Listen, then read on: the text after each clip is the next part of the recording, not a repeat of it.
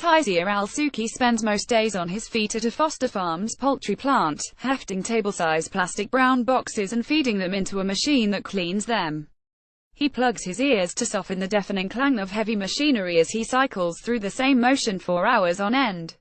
At night, after slumping to sleep in exhaustion, the 44-year-old Syrian refugee dreams that helps at the plant, still hoisting box after box filled with chicken destined for dinner tables across America.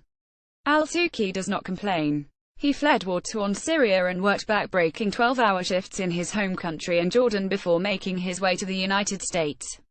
He is grateful for the $10.50 an hour he collects at the poultry plant. "I like work. I need work," he said in the smattering of English he has picked up.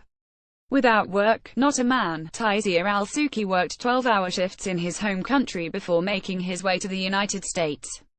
Brian Van Der Brug, Los Angeles Times. Al-Souki leaves home for his shift at a foster farm's chicken processing plant. Brian Van Der Brug, Los Angeles Times. Al-Souki needs the work, and employers in the meatpacking industry say they need workers like him. Refugees have increasingly become vital workers in an industry with high turnover, and the growing unrest and bloodshed in the Middle East and elsewhere have readily supplied them in places like the Central Valley. The refugee and immigrant populations certainly have been a significant part, an integral part of our workforce for decades, said Tom Super, a spokesman for the National Chicken Council. It's difficult to know exactly how many refugees work in this occupation, but roughly 1/3 of workers in the industry in 2010 were foreign-born, according to a peer-reviewed article in Choices, a publication of the Agricultural and Applied Economics ASSN, a non-profit that serves those who work in agricultural and broadly related fields of applied economics. Mark Lauritsen, director of the Food Processing Division at the United Food Commercial Workers International Union, estimates that nationwide tens of thousands of refugees are part of the roughly 250,000 unionized meat and poultry plant workers. In California, most of the meatpacking industry is located in the Central Valley. It's become one of the biggest employers for refugee resettlement agencies and other non-profits aiding the population in those areas. Although the industry in the Golden State is smaller than in other parts of the country, particularly the Midwest, the foreign-born population has found its way to foster farms for decades now. Recently, an influx of refugees, mostly from the Middle East, started to arrive in Fresno and Turlock. They too are joining the poultry plant's labor force. In 2010, foster farms in Turlock began hiring refugees placed by the International Rescue Committee, or Refugee Resettlement Agency, said Christine Lemonder, deputy director of the IRC's Northern California offices. Since then, the agency has placed more than 150 refugees at the poultry plant. In the last 6 months, 15 have been hired, an uptick at foster farms, Lemonder said. It all started out with the very first refugee finding a job and opening the floodgate for his or her community, said Jim Stokes, a site manager at IRC in Turlock. They established their own pipeline and inroads and started working there. Immigrants have long been integral to the meatpacking industry, but refugees surfaced as a key labor force starting in 2006, according to experts who study the phenomenon. That year the George W. Bush administration directed immigration enforcement agents to raid meat processing plants in 6 states. Operation Wagon Train, the largest single work enforcement action in U.S. history, led to the arrest of an estimated 1,300 people working in the country illegally. Though it did not stop the industry from completely cutting off the hiring of unauthorized workers, the raids had a chilling effect. The growing unrest and bloodshed in the Middle East and elsewhere provided a refugee population from which to fill the labor vacuum, said Lavinia Lemon, chief executive officer and president of the U.S. Committee for Refugees and Immigrants, a resettlement organization. What the meatpacking industry knows is that these are really good workers. They show up on time. They say yes when they are told what to do. They do what is necessary for their survival, Lemon said. It works really well for employers. Refugee nibonid Balanj is studying to be an electrical engineer in Turlock. Brian Van Der Brug, Los Angeles Times. Nibonid Balanj, a 32-year-old Iranian refugee, said he started working at foster farms a few months after he arrived in Turlock in January 2013. He worked on the killing line. Usually, he'd gut the turkeys and prepare them for packaging, he said. He'd clock in at 1 a.m. and clock out at 9:30 a.m., shower and try to learn English watching captioned movies on Netflix. Balanj, who studied to become an electrician in Iran, didn't mind the work. When I first came I didn't even know how to say I'm an electrician.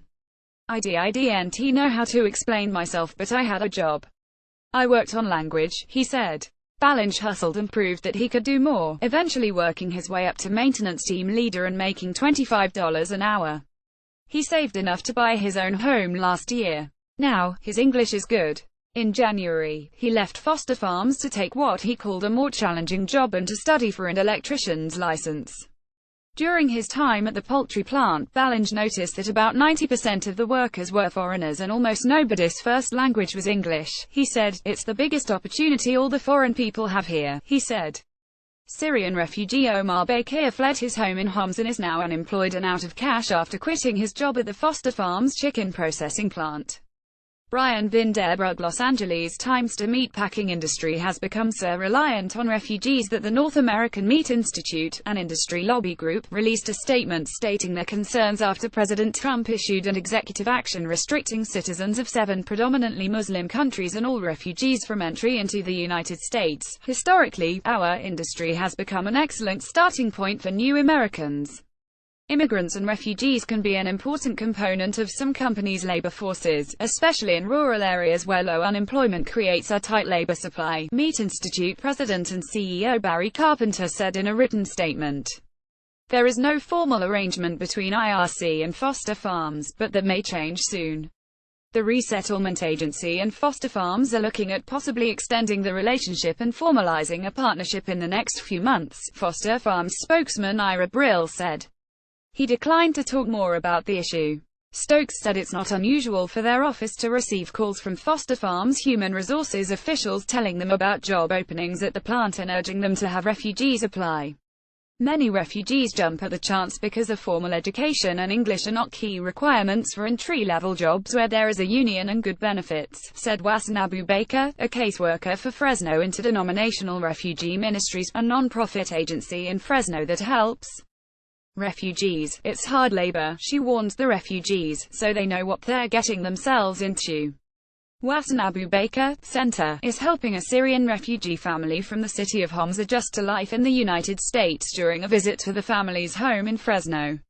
Brian Vinderbrug, Los Angeles Times. Abu Baker said about half of the 27 Syrian families they serve have a family member working in entry-level positions with foster farms.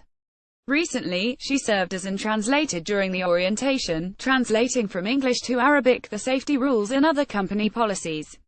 She said foster farms benefits from the Muslim refugee population because most pass the drug test. Abu Baker said, Muslims don't do drugs due to religious reasons, Abu Baker said. It's prohibited. On a recent weekend, she helped translate the foster farms benefits package that al-Souki brought home to his wife Miza al-Hamawi.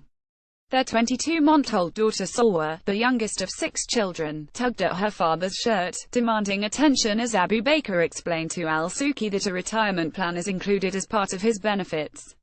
He nodded in agreement and smiled. When asked whether he'd want his children to someday work at the poultry plant, both al-Hamawi and al-Souki shook their heads. Al-Hamawi quickly responded in Arabic, "We want them to study." Al-Souki scooped up Salwa, put her on his lap and said, "I wish a better life for my children." Cindy.Carcamo at latimes.com. Follow Cindy Carcamo on Twitter at the Cindy Carcamo.